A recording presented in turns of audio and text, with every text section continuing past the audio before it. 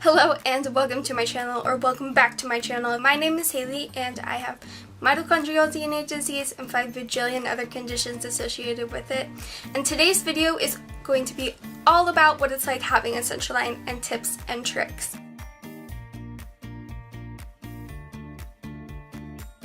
On Monday, I am actually getting a port. Once your port is under the skin, when it's not accessed, it's waterproof. And you can be a lot more active.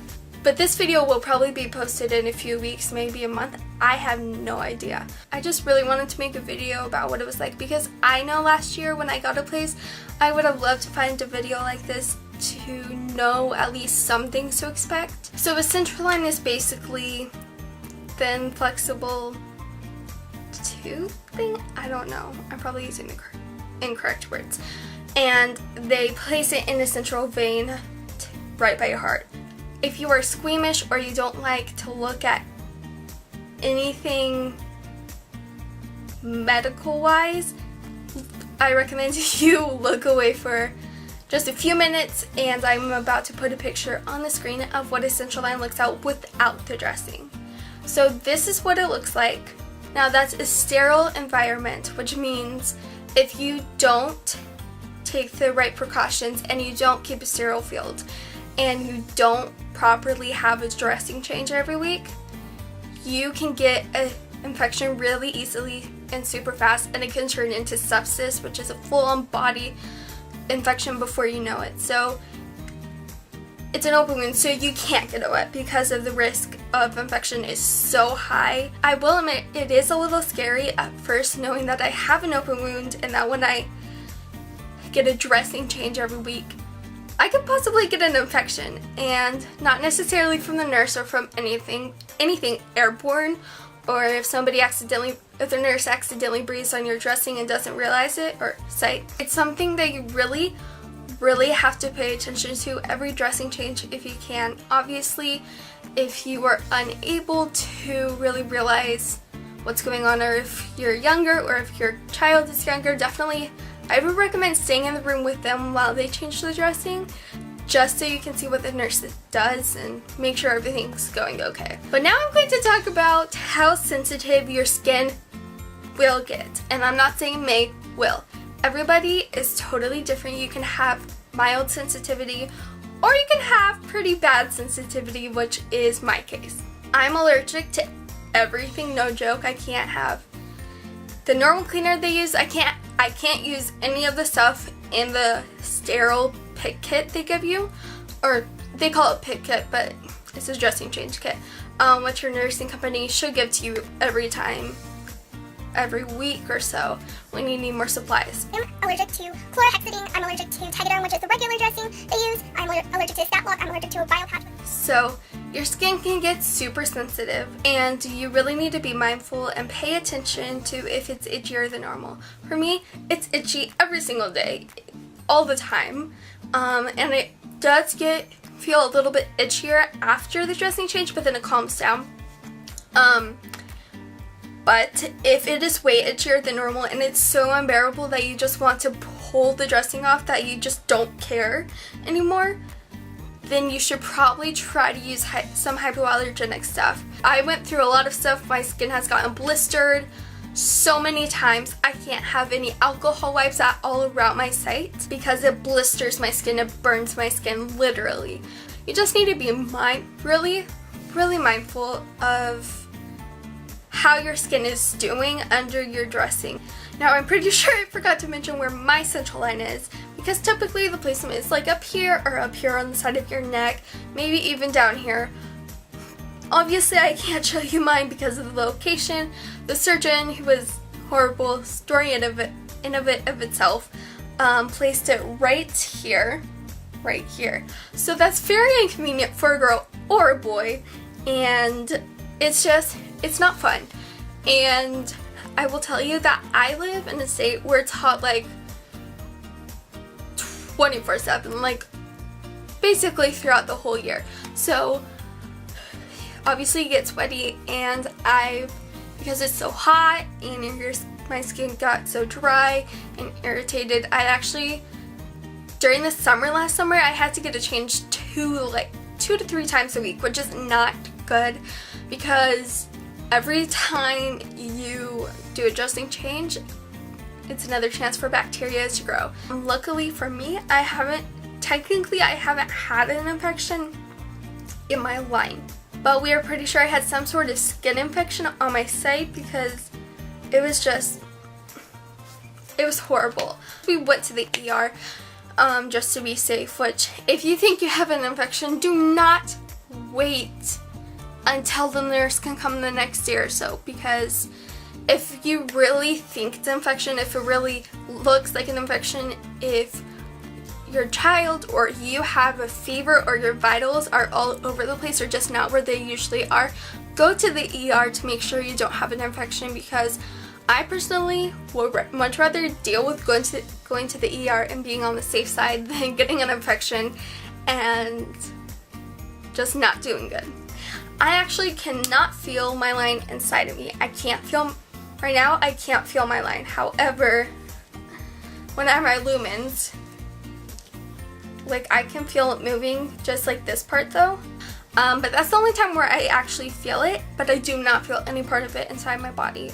Now for Essential Line, you can get, I believe, up to 4 lumens or more, I'm not sure. But these are lumens. This is what connects to the fluid, IV fluids, or whatever you are on antibiotics. And what's interesting is actually one flush is easier than the other and one is longer than the other. So this one flushes way easier and this one doesn't.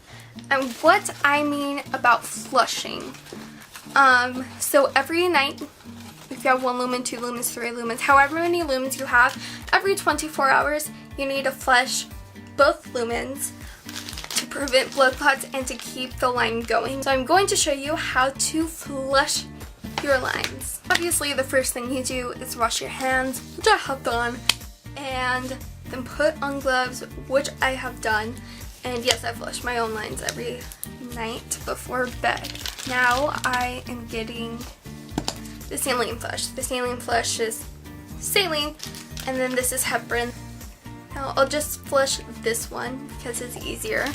So I am going to use an alcohol wipe and just clean this really good.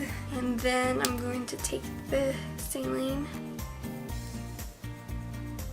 and then I'm going to shoot the air. And it gets easier with practice to not shoot the saline flush or heparin on the ceiling, because me and my parents have both done that. Then you just push. Typically nurses do it super slow. I do it probably faster than I should. I actually do taste the saline. For me, it tastes more metallic-y the slower it goes. But yeah, but I cannot taste the heparin. And if you didn't know, heparin is a blood thinner. I forgot to mention that, which helps prevent clots. So you push it and then you lock it. And so when you are not on fluids, this is called a hep lock, which locks the heparin in your lumen to prevent blood clots. We get alcohol caps just to put on the ends of the line, and ta-da! All flushed. So as you can see, it's pretty simple and easy. Now I'm going to show you what I use for a dressing change. Okay, so like I said, I'm allergic to everything. Obviously, when you're changing a dressing, you have to keep it sterile field. You have to keep all of these supplies sterile once they're out of the packages. Don't worry, I'm not actually getting a dressing change. I had my last dressing change the other day. To clean, we use betadine swabs.